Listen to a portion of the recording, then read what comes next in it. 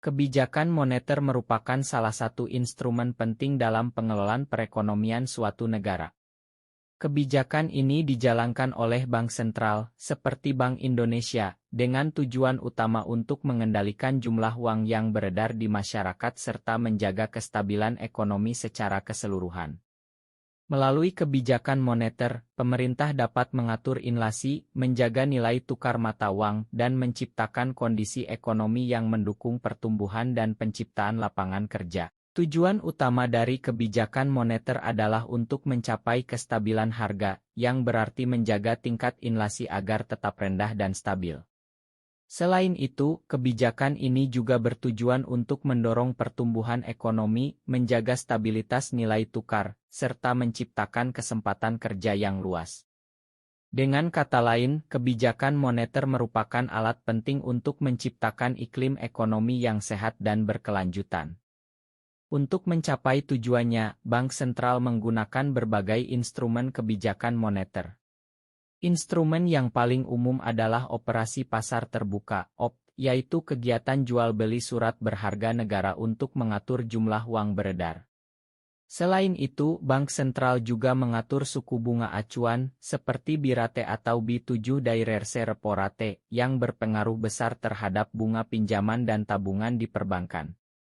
Instrumen lainnya termasuk pengaturan cadangan wajib minimum (GUM) dan asilitas diskonto, yang semuanya bertujuan untuk mengontrol likuiditas di pasar. Secara umum, kebijakan moneter dapat dibedakan menjadi dua jenis, yaitu kebijakan moneter ekspansi dan kebijakan moneter kontrakti.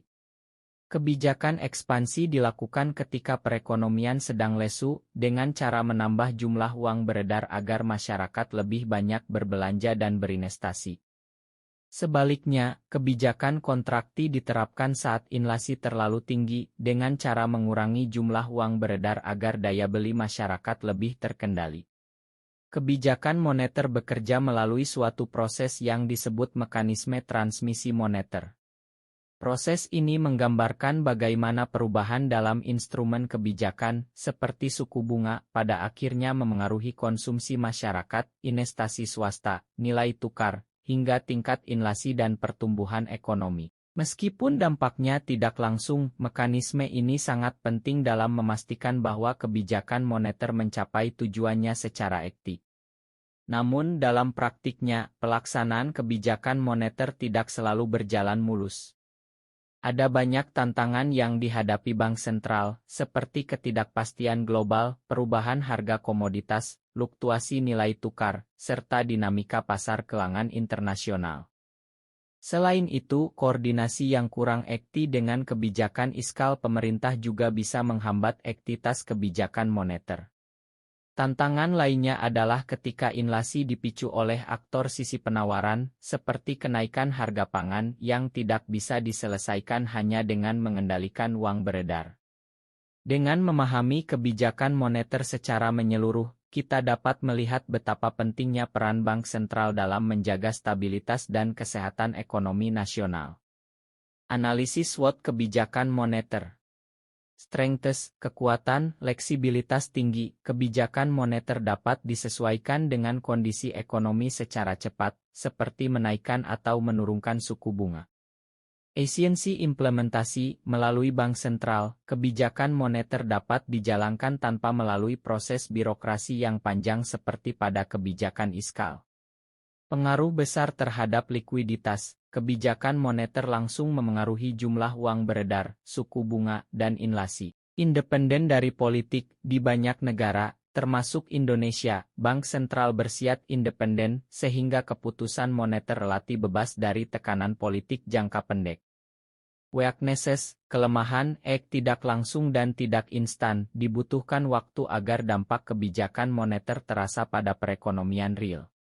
Ketergantungan pada respon sektor keuangan, aktivitasnya bergantung pada seberapa responsi sektor perbankan dan masyarakat terhadap perubahan suku bunga atau likuiditas. Keterbatasan dalam mengatasi inflasi sisi penawaran, misalnya, kenaikan harga pangan atau energi tidak selalu bisa diatasi dengan kebijakan moneter.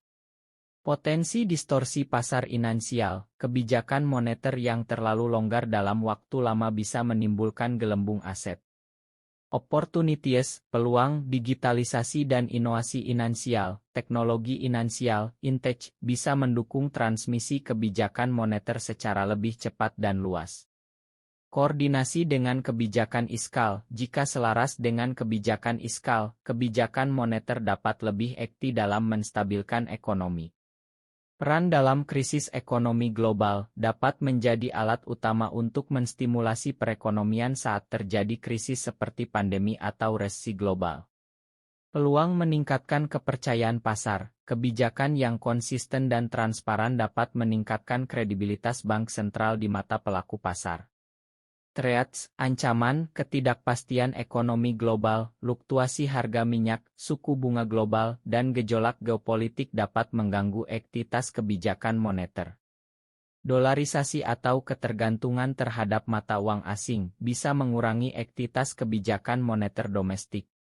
Kurangnya kepercayaan publik, jika kebijakan tidak konsisten atau tidak transparan, dapat menurunkan kepercayaan masyarakat terhadap bank sentral.